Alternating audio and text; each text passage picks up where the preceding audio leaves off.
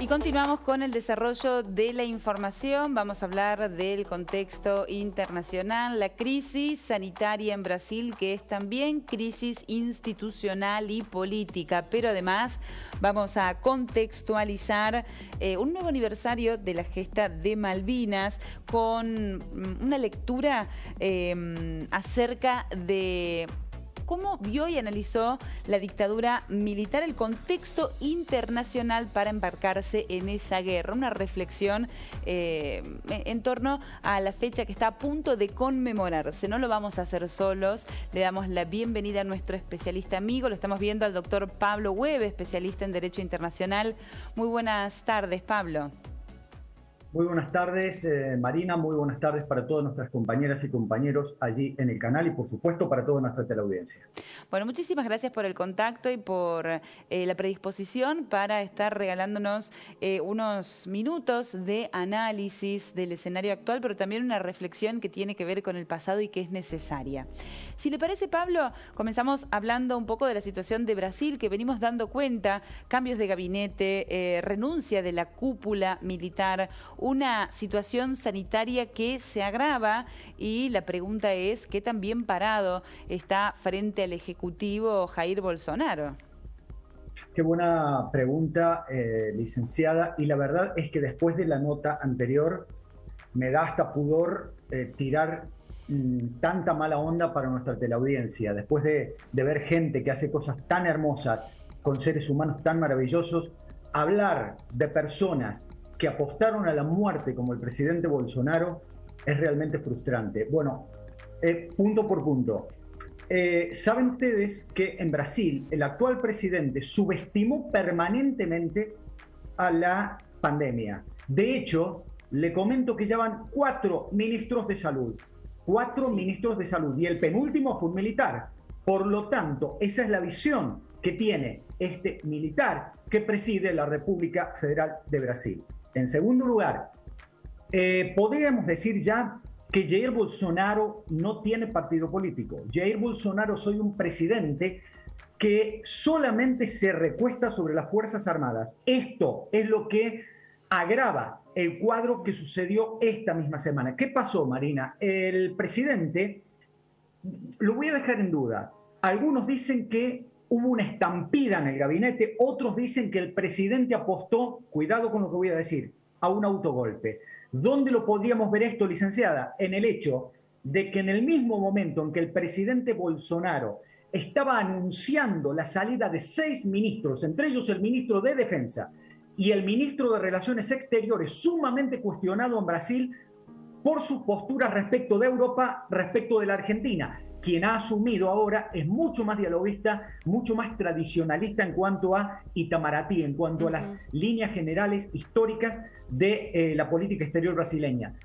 Pero en la misma noche del lunes en que se conocían estas renuncias, un senador oficialista anunciaba que presentaba en el Congreso brasileño un proyecto para que el presidente Bolsonaro tuviera, ojo con esto, plenos poderes. Esto lo que buscaba era anular las decisiones de los gobernadores de Río de Janeiro y San Pablo, cuya cantidad de muertos, como bien usted lo presentó, está superándose día a día. Licenciada, hoy Brasil es una amenaza para todo el Cono Sur. Me permito también advertir para la República Argentina. No hay forma de cubrirnos de la cepa de Manaos, de la cepa brasileña, mucho menos con la falta de resguardos que tenemos en Argentina. Sigo. Cuando se conoce la renuncia del ministro de Defensa, que era un hombre de las Fuerzas Armadas, renunciaron por primera vez desde 1964, licenciada, los 3 jefes de las Fuerzas Armadas. Esto es muy grave, porque el respaldo que tiene Bolsonaro aparentemente se ha licuado. Las Fuerzas Armadas le están mandando un mensaje al presidente Bolsonaro respecto de la política sanitaria y respecto de la política militar. Esencialmente, hoy por hoy le digo, Marina, que hay que tener en cuenta también esto en el contexto del fallo de la Corte Suprema que va a solicitar al Tribunal Federal de Río de Janeiro, de Brasilia, un nuevo juicio para Lula, con lo cual Luis Ignacio da Silva va a ser seguramente el candidato en contra de Bolsonaro para el año que viene. Bueno, hay que seguir de cerca entonces el escenario y lo que sucede en Brasil, tratando de descifrar la realidad política de ese país, institucional también, atendiendo lo que sucede con las Fuerzas Armadas y también, bueno, vislumbrando este escenario que se aproxima, que es el de las elecciones, para no sorprendernos después con lo que sucede. Hablamos del contexto actual y del escenario presente.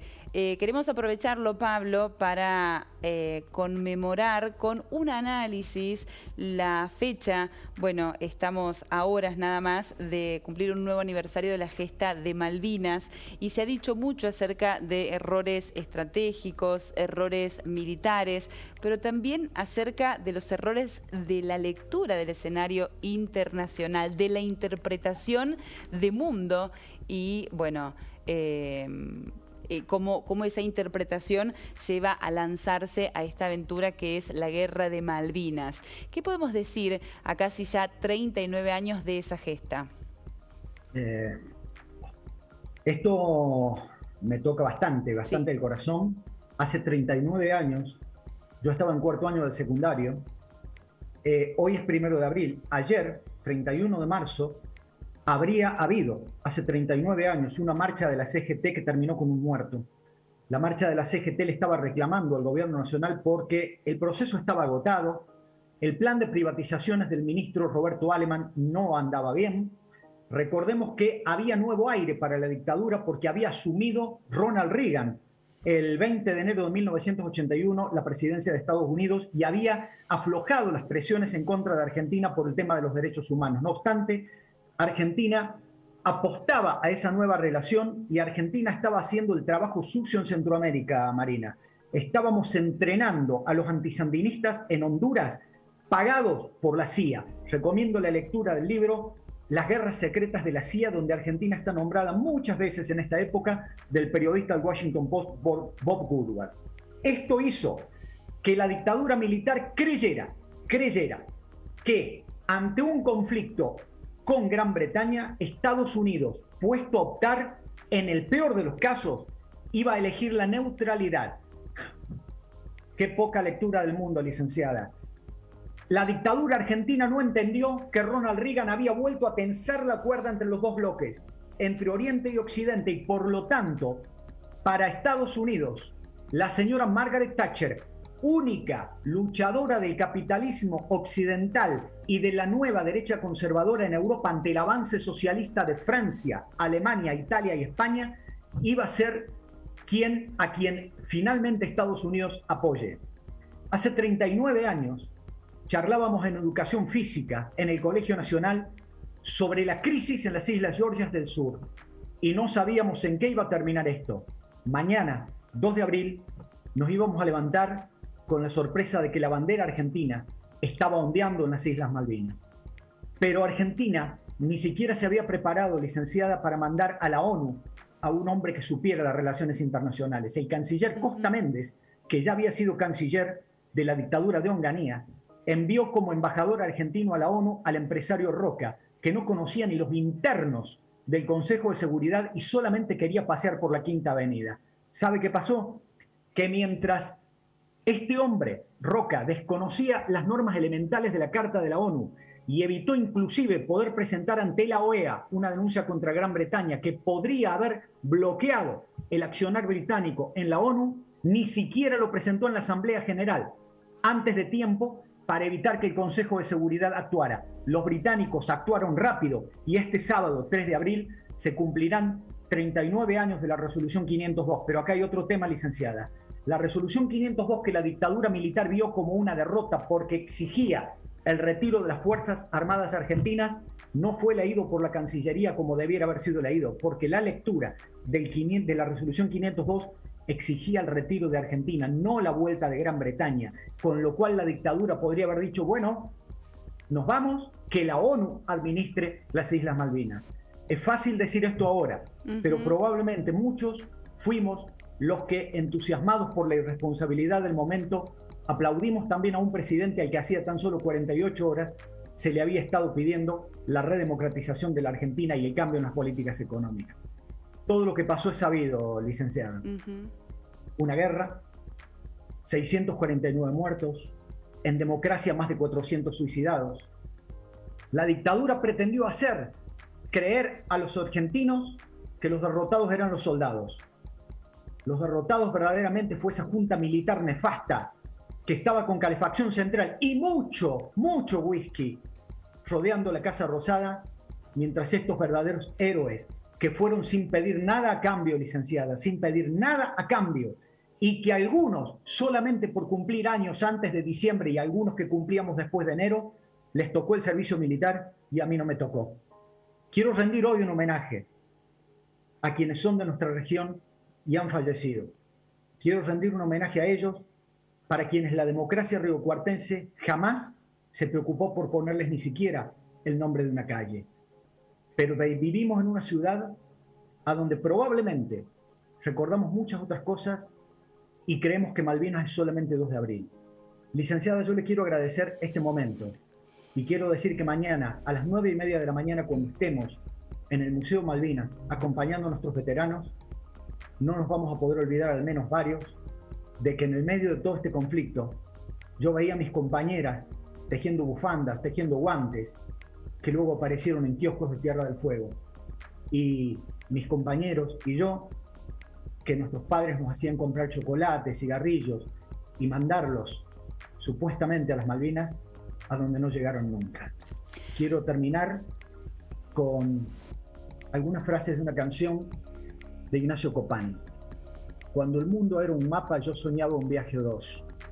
Luego el mapa fue un dolor que en el sur se atragantaba. Ahora vuelvo hasta mi casa, lloro por quien no volvió. De mi patio me quedó un ex campo de batalla y borceguíes y escarapelas importadas de Hong Kong. Hoy no encuentro mi bandera, quiero hallarla junto a vos. Para todos los veteranos de la Guerra de Malvinas, para los caídos, para sus familiares, mi abrazo desde el corazón y una advertencia para las nuevas generaciones. La bandera argentina volverá a flamear, pero con la paz y la verdad. Licenciada, con la guerra nunca, nunca, pero nunca más. Muchísimas gracias, Pablo, por el momento, por la reflexión. Es fundamental en estas fechas conmemorar, recordando, analizando, trayendo de nuevo la realidad para que no se pierda, pero también para evitar cometer nuevos errores. Le agradecemos muchísimo este tiempo. Ha sido muy amable y siempre es un gusto tenerlo en Telediario Federal. El gusto es para mí, es un privilegio estar en comunicación con ustedes.